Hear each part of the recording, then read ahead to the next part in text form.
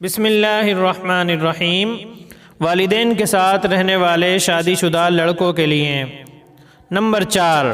ایک اہم بات یہ یاد رکھیے کہ اپنی بیوی کو اپنے والدین کی خدمت و ادب کرنے کا ضرور کہیے اور بار بار کہیے، چاہیں تو پہلے ہی دن کہیے، لیکن بیگم کے ساتھ اپنی رضامندی کو اس امر سے مشروط نہ کیجیے کہ میرے ماں باپ تم سے خوش ہوں گے تو میں بھی خوش ہوں گا۔ کامیاب ازدواجی زندگی گزارنے کا یہ کوئی اصول نہیں ہے۔ معذرت کے ساتھ عرض ہے کہ ہمارے یہاں کے بہت سے والدین کبھی خوش نہیں ہوتے، چاہے بہو کچھ بھی کر لے، بہو تو کیا بیٹا بھی کچھ بھی کر لے۔ بہو کو جگہ بنانے میں بڑا وقت لگتا ہے اور اس قسم کی شرائط عائد کر کے آپ نو بیاہتی لڑکی پر خوف کی ایک مسلسل تلوار لٹکا دیتے ہیں۔ ہاں، اسے ادب و خدمت کی نصیحت کرتے رہیے، غلطی کرے تو سمجھائیے بھی، ضرورت پڑے تو ڈانٹ بھی پلا دیجیے، لیکن اپنی خوشی و تعلق کو کلیتاً والدین کی خوشی سے مشروط نہ کیجیے۔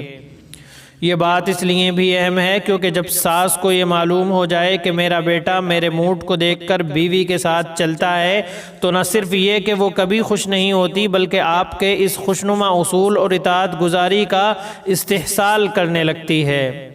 عورت کا یہ رویہ کسی بدنیتی کی وجہ سے نہیں ہوتا بلکہ یہ ہمارے خاندانی نظام کا ایک جز ہے جہاں عورت مرد کے کندھے پر بندوق رکھ کر چلانے کی ماہر ہو جاتی ہے۔ ہمارے خاندانی نظام میں یہ رویہ عورت کی ایک ضرورت بھی ہوتی ہے کہ وہ ایسا کرے کیونکہ بالعموم وہ خود براہ راست فیصلے کرنے کی پوزیشن میں کم ہی ہوتی ہے۔ تو ایک بیوی سال ہا سال کی محنت، خدمت و غور و فکر کے بعد جان لیتی ہے کہ اس کے میاں کی جذباتی کمزوریاں کیا ہیں، وہ کس بات پر اور کس موقع پر میرے حق میں بپھر جاتا ہے اور پھر عین اس موقع پر مرد کے غصے کو اپنے حق میں استعمال کرتی ہے۔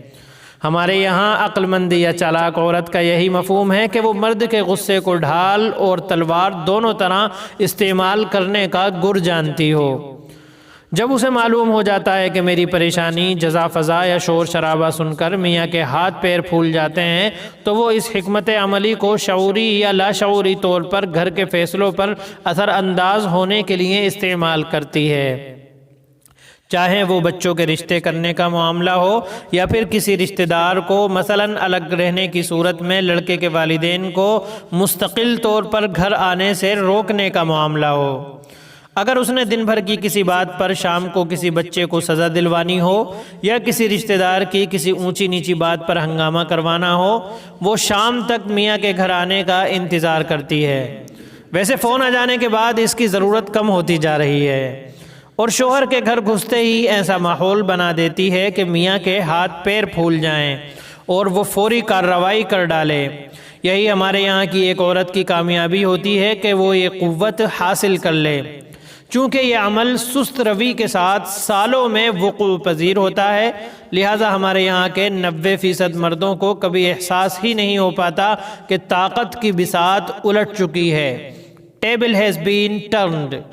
یہی عورت جب ماں بن جاتی ہے تو بیٹے کے ذریعے یہ سب کچھ کروا سکنے کی اس کی صلاحیت کئی گنا زیادہ ہوتی ہے، کیونکہ بیٹا اس کے شوہر کے مقابلے میں کئی سو گنا اس کے قابو اور کہنے میں ہوتا ہے، اور اصولاً ایسا ہونے میں کوئی قباحت بھی نہیں ہے۔ جب اسے معلوم ہو جاتا ہے کہ بیوی کے ساتھ میرے بیٹے کے رویے کا تعلق میرے چہرے کے تاثرات اور زبان پر جاری الفاظ کے ساتھ ہے تو وہ اپنے مفادات یا حسد و خوف کی تسکین کے لیے اسے استعمال کرتی ہے۔ ہمارے یہاں خواتین کی پٹائی کی عظیم ترین وجہ ایسی ہی ساس ہوتی ہے جو خوش نہیں ہوتی۔ شام کو بیٹا گھر آیا نہیں اور شکایت کا پٹارا کھول کر بیٹھ گئیں۔ ادھر ماں نے جزا فضا شروع کی اور ادھر بیٹے کے ہاتھ پیر پھول گئے اور ادھر اس نے بیگم کے ساتھ دیے مار 4.5 شروع کر دی۔ بہو کی صورت میں جب وہ اپنا ایک دشمن و مد مقابل وضع کر لیتی ہے تو سمجھتی ہے کہ ایسا کرنے سے اس کے بڑھاپے کا سہارا بیٹا اس کے قابو میں رہے گا، کبھی علیحدہ نہیں ہوگا۔ وہ اور بات ہے کہ ہمارے یہاں کی تقریباً ہر عورت بالآخر اپنی اس جد و جہد میں ناکام ہو جاتی ہے۔ تو بھائیو، اگر آپ چاہتے ہیں کہ آپ کی زندگی خوشگوار گزرے تو اپنا ریموٹ کنٹرول دوسرے کے ہاتھ میں نہ پکڑائیں، اور یہ اصول کہ میں تب خوش ہوں گا جب میرے والدین خوش ہوں گے، ایسا ہی ریموٹ کنٹرول ہے۔ یاد رکھیے کہ لڑکی کی شادی آپ کے ساتھ ہوئی ہے۔